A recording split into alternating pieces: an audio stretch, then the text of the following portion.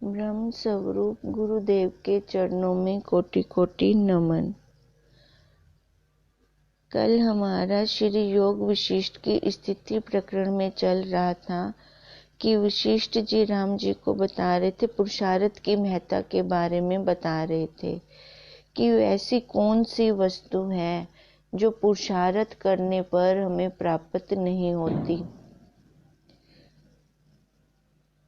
अगर हमारा मन किसी वस्तु की तरफ जा रहा है तो वो हमें, अगर उस वस्तु के संस्कार पक्के हो रहे हैं तो वो वस्तु चाहे इस जन्म में चाहे अगले जन्म में अवश्य में भी प्राप्त होगी। ऐसी कोई वस्तु नहीं है कि अगर हम शास्त्र के अनुसार उसका पुरुषार्थ करते हैं और वो हमें प्राप्त ना हो, चाहे इस जन्म में चाहे अगले जन्म में उसका फल हमें जरूर ही प्राप्त होता है। तो इसलिए वशिष्ठ जी राम जी से यही कह रही हैं कि अगर पुरुषार्थ भी करना है तो अपने स्वरूप की तरफ करें,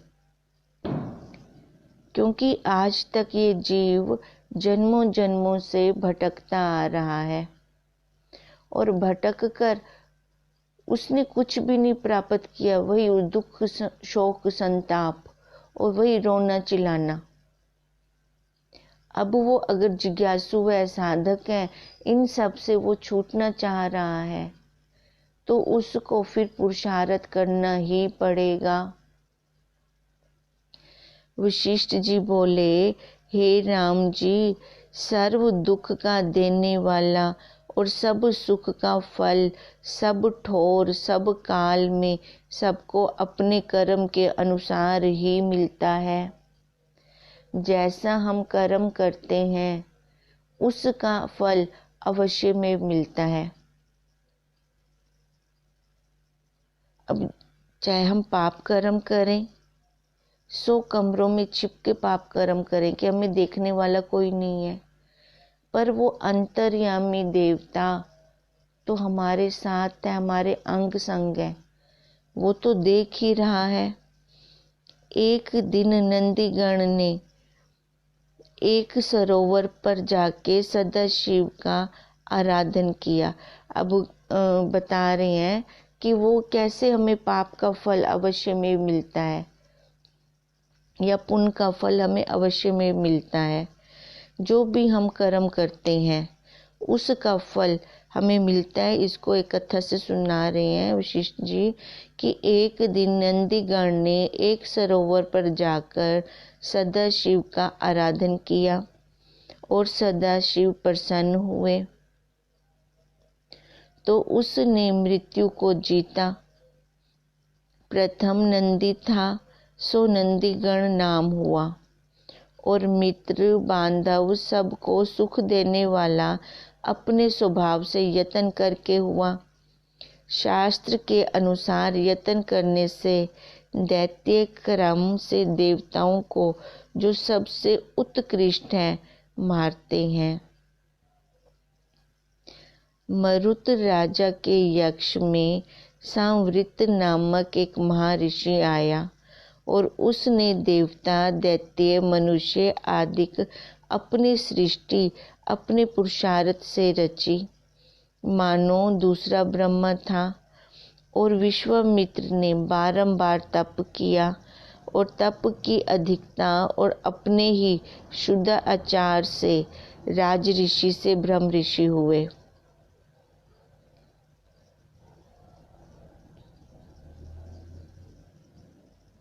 अब ये तप किसने किया? विश्वामित्र जी ने बारंबार तप किया और तप इतना बढ़ गया कि उसका फल क्या हुआ? उनका आचरण शुद्ध हो गया, अंतःकरण शुद्ध हो गया। अब वो राज ऋषि से फिर ब्रह्म ऋषि हुए। हे राम जी, उपमन्यु नाम एक दुर्भागी ब्राह्मण था और उसको अपने गृह में भोजन की सामग्री ना प्राप्त होती थी। निदान एक दिन उसने एक गृहस्थ के घर पिता के साथ दूध चावल और शर्करा सहित भोजन किया। और अपने गृह में आया और पिता से कहने लगा कि मुझको वही भोजन दो जो खाया था। पिता ने साव के चावल और आटे का दूध घोल के दिया, और जब उसने भोजन किया तब वैसा स्वाद ना लगा, तो फिर पिता से बोला कि मुझको वही भोजन दो जो वहाँ पर खाया था। पिता ने कहा, हे पुत्र, वह भोजन हमारे पास नहीं, सदाशिव के पास है। जो वे देवें तो हम खावें।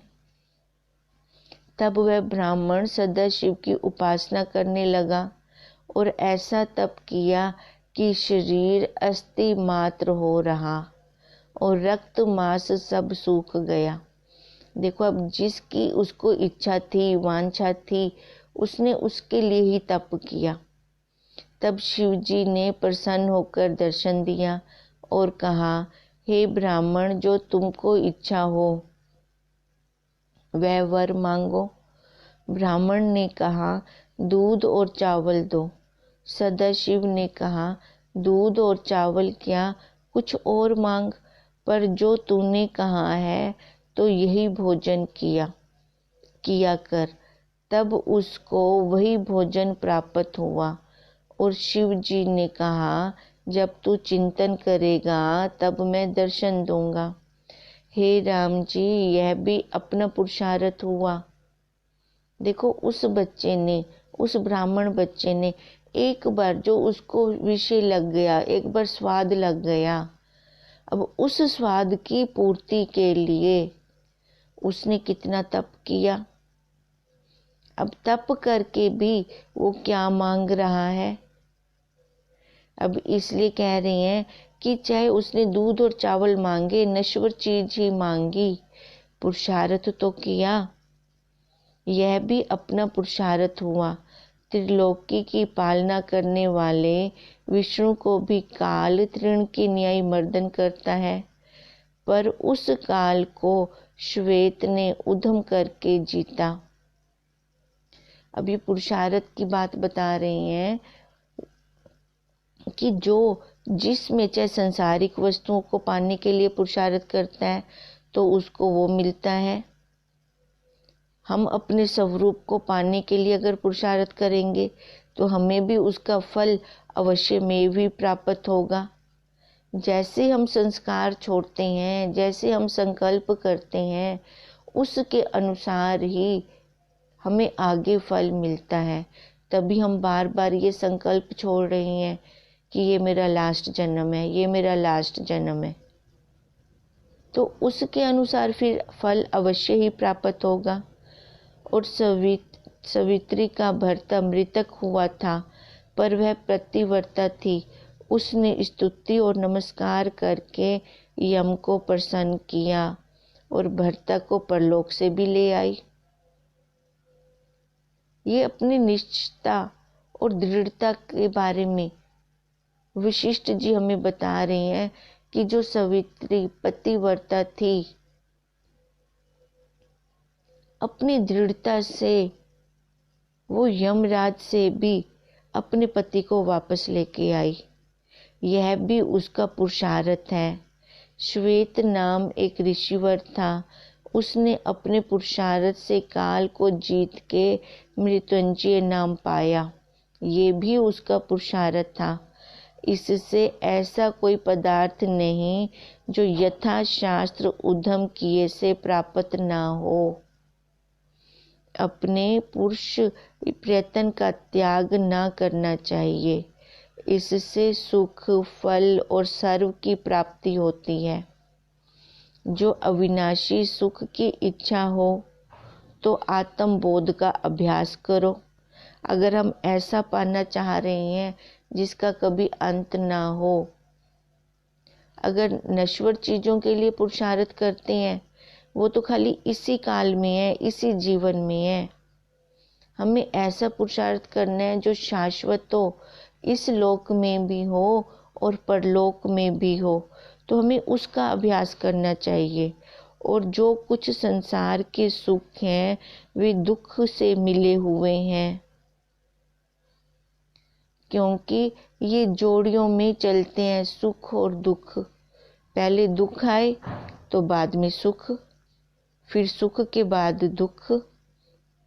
ये क्रम चलता रहता है, ये क्रम कभी भी एक जैसा नहीं रहता।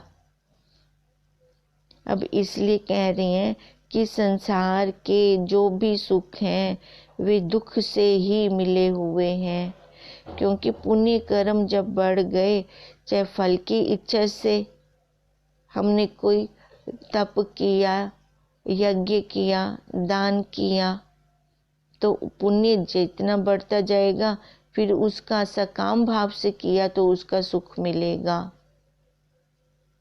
अगर मन में वैर भाव रख के कोई कर्म किया तो वो पाप कर्म हमारे बढ़ते गए तो अवश्य में भोगने ही पड़ते हैं, फिर उनके हमें दुख मिलते हैं।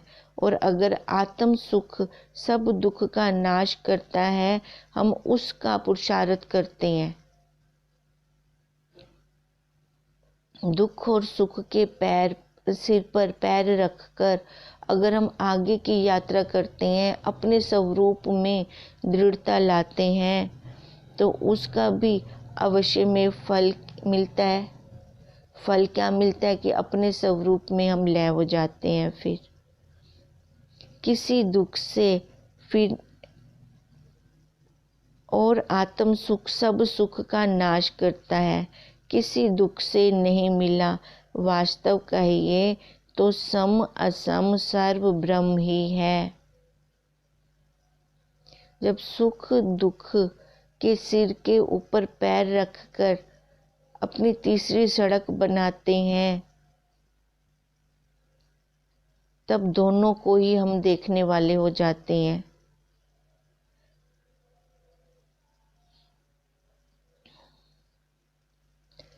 अब वही समता जब हम दोनों को देखते हैं, सुख आया उसको भी मैं देख रहा हूँ, दुख आया उसको भी मैं देख रहा हूँ, तो वो समता की अवस्था होती है। और वही अवस्था ही परम कल्याण का कारण है। इससे अभिमान का त्याग करके सम का आश्रय करो। मतलब सम, हमारी बुद्धि सम हो जाए, समधि। अब समाधि का अर्थ क्या है? जहाँ पर बुद्धि सम हो जाए, न राग हो, न द्वेष हो, न सुख हो, न दुख हो, न दिन हो, न रात हो। ये जो जोड़ियों में आ रही हैं, इन सब का जहाँ अंत हो जाता है, वहाँ पर समाधि, फिर वो निर्विकल्प समाधि हो जाती है। और वो भी हमें कैसे मिली?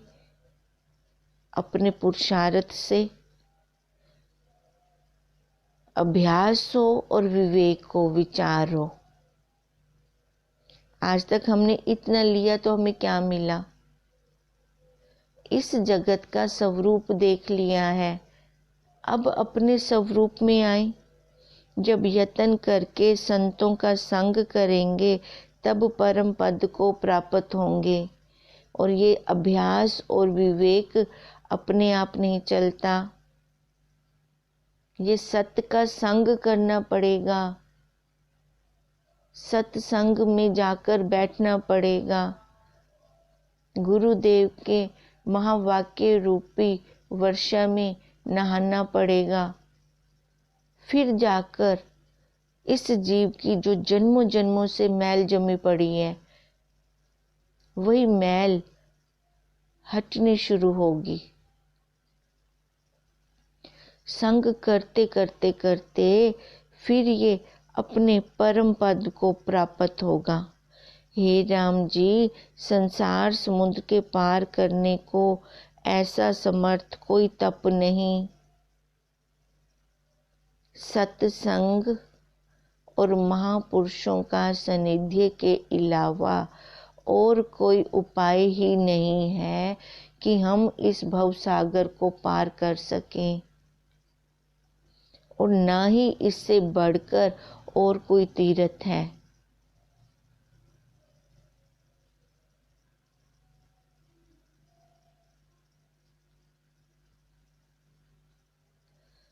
तभी हम कहते हैं तीर्थ नहाए एक फल, संत मिले फल चार। अब चार ये हमारे मोक्ष के द्वार हैं। अब इन मोक्ष के द्वारों में से अगर एक भी कोना हमारे हाथ में आ जाता है तो वो तीनों अपने आप ही हमारे हाथ में आ जाएंगे। सामान्य शास्त्रों से भी ये नहीं हम तर सकते। शास्त्र भी हमें कैसे चाहिए? अगर हम सामान्य शास्त्र लेते हैं तो वहां पे एक एक देवी देवताओं को ऊपर रखा गया है। वो भी हमें कर्म में फंसाने वाले हैं। ये भी हमें निश्चय कौन करवाता है कि हमें कैसे शास्त्र लेने चाहिए? उन शास्त्रों को, अब जैसे ये हमने लिया हुआ है श्री योग विशिष्ट, ये हमारी बात है।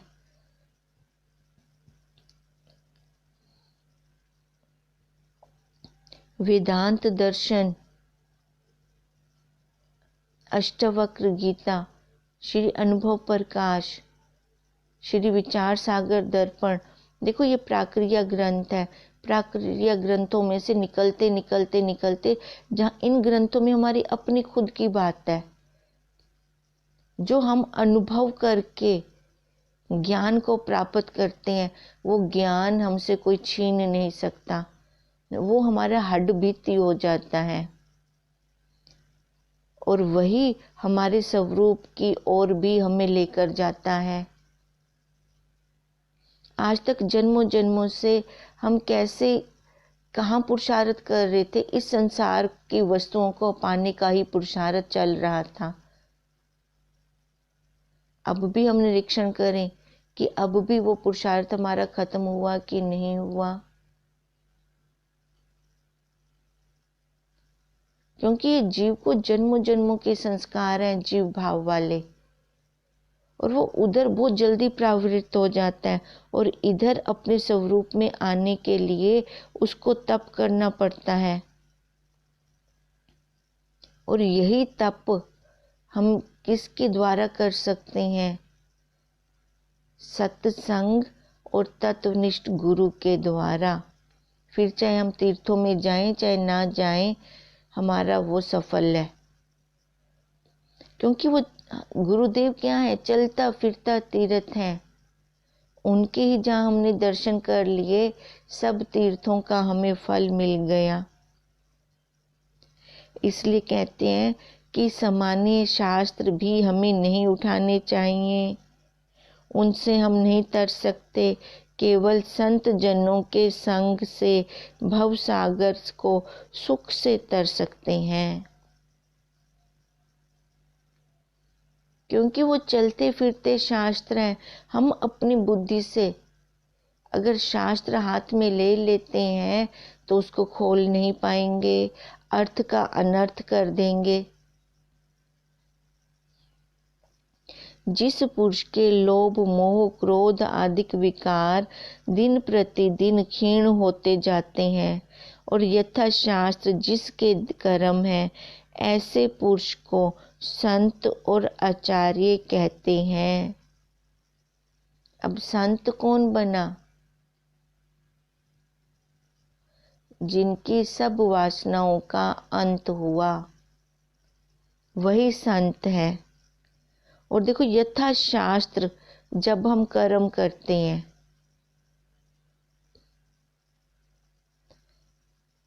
तभी हम उस मार्ग पर चल सकते हैं जो वो तीसरी हमने सड़क बनाई थी।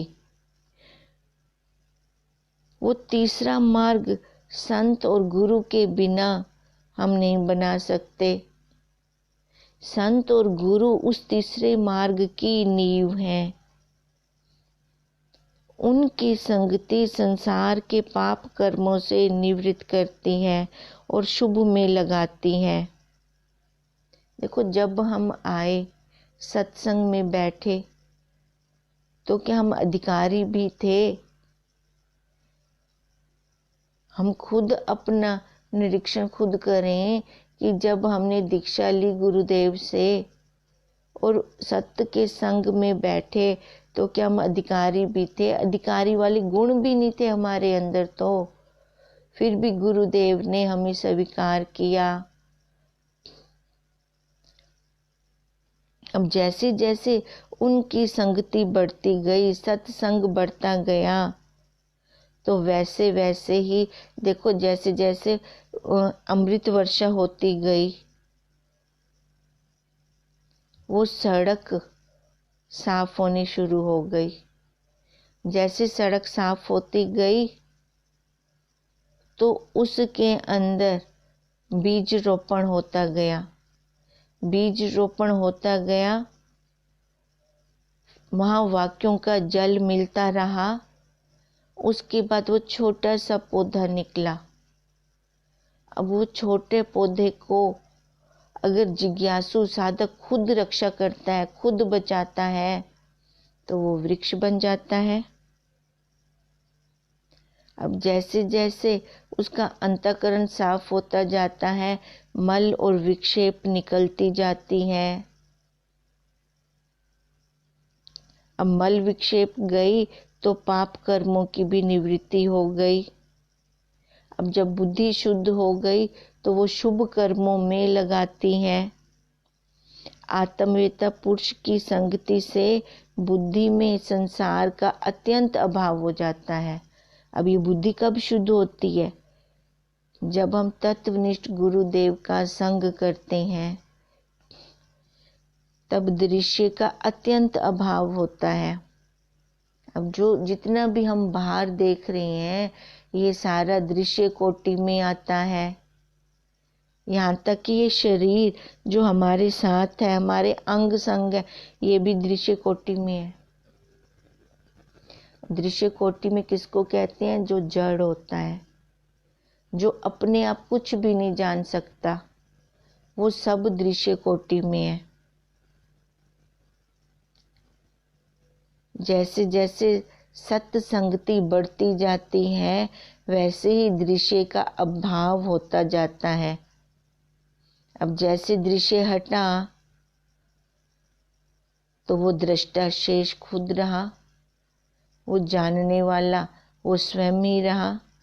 इस क्रम से जीव का जी तत्व भाव निवृत्त होता है। अब क्रम से सीधी हम छलांग भी नहीं लगा सकते। अब सीधी छलांग कौन लगाएगा? जिसके पिछले जन्म का पुरुषार्थ होगा या पिछले जन्म की कमाई होगी।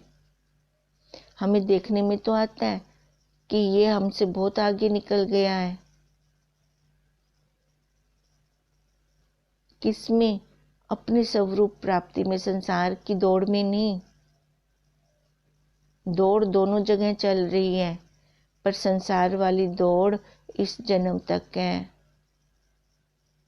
वो नाशवान है, नश्वर है, पर अपने स्वरूप वाली दौड़ शाश्वत है। वो इस लोक में भी हमारे साथ रहती है, परलोक में भी। अगर स्टेप बाय स्टेप चलते हैं तभी ऊपर छत पे पहुंच सकते हैं। अब नीचे से ऊपर की छलांग नहीं लगा सकते। अब इससे अगर क्रम से जीव चल रहा है, पुरुषार्थ कर रहा है, तो वो जीव तत्व भाव को जल्दी ही निवृत्त कर देता है। गुरु के बिना गत नहीं है, क्योंकि जब हम दीक्षा लेते हैं तो गुरुदेव हमारी दिशा को निर्धारित करते हैं। तभी हमें वो दिशा दिखाते हैं, इस मार्ग से जाओ बेटा, आप जल्दी पहुंच जाओगे। शास्त्र तो मार्केट में उपलब्ध है। अब गुरु ना करें और शास्त्र लेकर खुद अध्ययन करने लगे तो अहंकार आ जाता है, और यही अहंकार हमें जन्मों जन्मों घुमाता है और शास्त्र का पूरा अर्थ भी हमें समझ में नहीं आता। खुद अपने बुद्धि के बल से अगर इसको पाना चाह रहे हैं तो यात्रा बहुत बहुत बहुत लंबी है। या तो यूं कहो कि यात्रा पूर्ण ही नहीं होगी, क्योंकि इतनी लंबी यात्रा करने के बाद कोई पुण्य कर्मों की पूंजी उदय होगी तो तत्वनिष्ठ गुरुदेव का फिर से सानिध्य तो लेना ही पड़ेगा। फिर जाके हमारी बुद्धि खुलेगी। तो हम पहले ही क्यों ना ले लें, अपने अहम को गला क्यों ना दें। फिर वही बोध तत्व ही शेष रहता है। जगत न उपजता है, न आगे होगा और न अब वर्तमान में है। ये तो खाली एक माया है, भ्रांति है, अध्यास है। अब इस अध्यास को जो छोड़ना चाहेगा उसकी बुद्धि साफ होगी, मलिनता से हटकर साफ होगी। जो इस मैं मेरे से उठना चाहेगा वही यही पुरुषार्थ करेगा। ज्ञानवान को सर्वदा ऐसा ही मनन होता है। इस प्रकार मैंने तुमसे अनंत युक्ति से आगे कहा है और कहूँगा भी। अब देखो वशिष्ठ जी जो युक्तियाँ दे रही हैं ये राम जी के लिए नहीं है, हम सब के लिए हैं। अगर मैं किसी चीज़ को छोड़ना नहीं चाह रही तो सामने वाला जितना मर्जी पुरुषार्थ कर ले, शरीर से भले मैं छोड़ दूं पर मन से छोड़ना ही सफल है, तब जाके वो छूटेगा, नहीं तो वो छूट ही नहीं सकता। अगर उसको मैं छोड़ना चाह रही हूँ, ऊपर से हमें कोई वस्तु छुड़वाना चाह रहे हैं, हाथ से तो मैंने छोड़ दी पर मन से मैंने पकड़ कर ली, अब वो थोड़ी उनको दिखेगी, तो अभी तो मेरा चक्कर चालू है। इसका मतलब मैं खुद अगर छोड़ने की इच्छुक हूँ, मेरा खुद का ये प्रश्न है, तभी मैं उस ओर ध्यान दूंगी, नहीं तो नहीं दे सकती। इसलिए वशिष्ठ जी कह रही हैं कि ज्ञानवान को सर्वदा ऐसा ही मनन होता है। अचल चिद आत्मा में चंचल चित फुरा है। जो वो स्थित जल है, ये मन रूपी जल हमें हिला रहा है, चित्त रूपी जल हमें हिला रहा है। वो तो सदा एक भाव है, उसमें तो कहीं आना जाना नहीं है, उसमें तो कोई उदय अस्त नहीं है, उसमें ना ही दिन और रात है। पर हम अपनी चंचल वृत्ति के द्वारा टिकाव ही नहीं करते। बंदर को बिठा दो एक जगह, बैठ पाएगा? हाय तौबा हो जाएगी, बैठ ही नहीं पाएगा। और जो उसको बिठाना चाह रहा है वो भी नहीं बिठा पाएंगे। ऐसे ये चंचल मन हमारा बंदर की तरह है। जब तक इसके ऊपर अंकुश नहीं लगाया जाता तब तक ये बैठने वाला नहीं है। यही तो मुसीबत हुई पड़ी है जीव को। ये चंचल मन ही तो नहीं बैठने दे रहा इसको, और उसी चंचल मन ने ये सारा जगत रच दिया है। जैसे जैसे वह फूटता है तैसे ही तैसे भासना शुरू हो जाता है कुछ भी नहीं। जो विचार, जो संस्कार पक्के होते जा रहे हैं वैसे ही दिखना शुरू होता जा रहा है। इसके अलावा और कुछ भी नहीं है। और उसी ने जगत आभास रचा। जैसे जैसे वह फूटता है तैसे ही तैसे भासता है। और वास्तव में कुछ नहीं है। जैसे सूर्य और किरणों में कुछ भेद नहीं है। अगर यही मन बाहर की तरफ जा रहा है तो बाहर संसार को रच रहा है और उसको वैसे ही दिख रहा है। और यही मन अगर अपने स्वरूप की तरफ आ रहा है तो उसको वैसे सब जगह ब्रह्म है। तभी हम कहते हैं एक मटके को जान लो तो सारे मटके जाने जनाए हैं।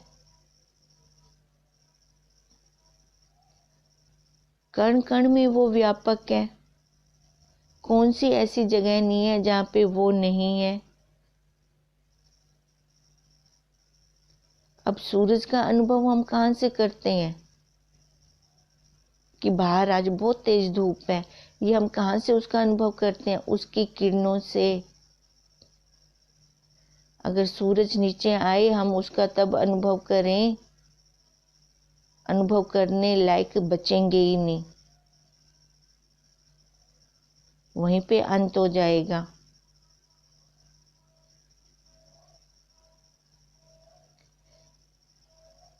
इसलिए ये आत्मा रूपी सूर्य जो हम चाहते हैं कि हमें कोई पहले चमत्कार दिखाए,